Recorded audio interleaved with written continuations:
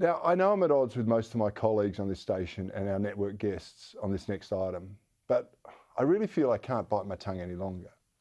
You see, I think the president of the Ukraine is not all that he's portrayed as by the Western media.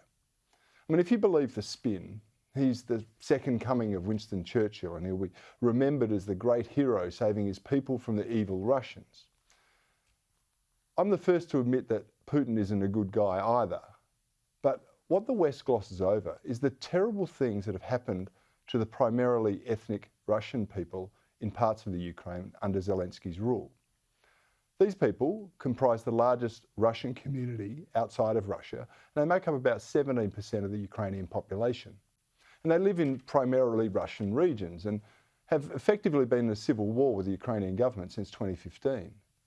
This was just after they were promised a vote on independence in 2014. That vote has never taken place.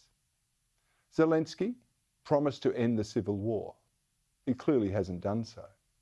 Instead, he's facilitated the goading of the Russians by endorsing the right sector, whose leader publicly claimed he fed the bones of Russian children to his pet wolf. Now, apparently that was a joke, but it must have been lost on the Russians, and particularly those who felt they'd been mistreated by Ukrainian troops. Here's how Time magazine described one of them, the neo-Nazi Azov movement, just last year.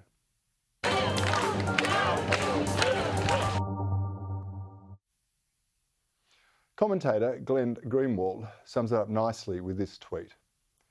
No rational person thinks Ukrainian neo-Nazi militias justify this war, but it's dangerous madness to scoff at the impact of arming them, as the West is doing. In the words of President Zelensky, they are what they are. Have you clear something up for us? And this is these reports about the Azov Battalion that is said to be Nazi-affiliated organization operating as a militia in your country, said to be committing their own atrocities. What should Americans know about that unit, about those reports? So Azov was one of those many battalions. They are what they are. I also want to point out that Zelensky sought to join NATO against another Ukrainian agreement that was set to maintain neutrality between Russia and Europe. And even as Russian troops were amassing along the border, the foolish US Vice President Kamala Harris publicly supported Zelensky's bid to join NATO. So I will say what I know we all say, and I will say over and over again. The United States stands firmly with the Ukrainian people in defense of the NATO alliance. You don't think that was about provoking Russia? Well, I do. In any event, like most marketers, Zelensky knows that image is everything. That's why he's always pictured wearing his army green t-shirt. You see, it portrays him as a man of action and part of the front line. Well, that myth was debunked early in the campaign when his staged pick-ops in battle regalia were exposed as totally contrived. Since then, it's been the t-shirt of disrespect, which he's paraded in every single parliament around the world just about, begging for more money and arms, as one of the most corrupt countries in Europe. And he even wore it on his Vogue magazine photo shoot this week.